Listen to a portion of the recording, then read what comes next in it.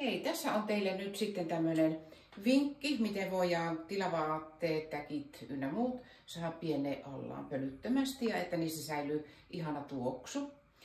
Niin mä imen nyt näistä tyynyistä, jotka mä oon pessy, ilmat pois ja sitten puhallan ja työnnän sitä ihanaa tuoksua sinne. Tietysti ei nyt välttämättä tarvitse näitä tuoksuja, mutta mä kun tykkään, niin olen laittanut tuonne Ritellon vesisäiliön tätä Ritellon eukalyptustuoksua.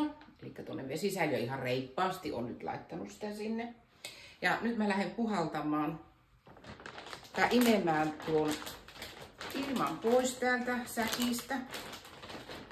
Mä suljen tämän pussin noin. Ja nyt mä laitan sitten Ritellon täysille.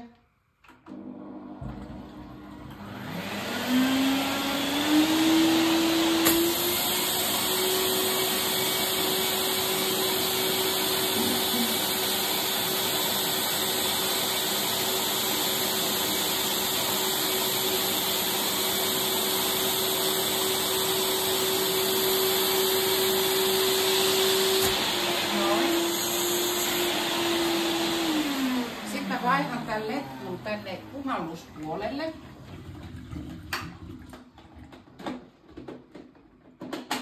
Noin. Ja mä aukasin pikkusen tätä pussia, että mä saan tuon kahvan tänne. Pussin suu aukeaa tähän näin. Ja nyt en pane ihan täysille tätä.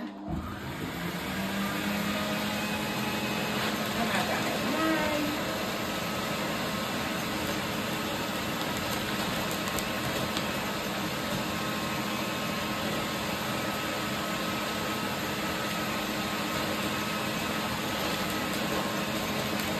Tuolla on tuoksua tuolle tyynyjen niin vähän joka puolelle. Noin.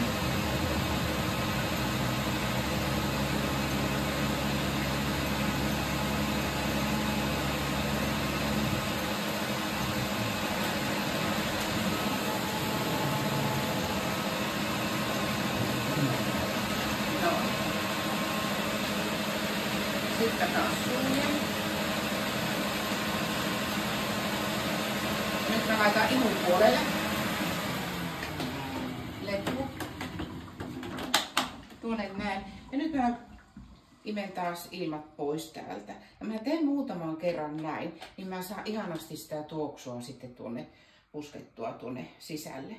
Ja näin ne sitten on pienessä tilassa pölyttömästi tuolla meidän laatikomerossa.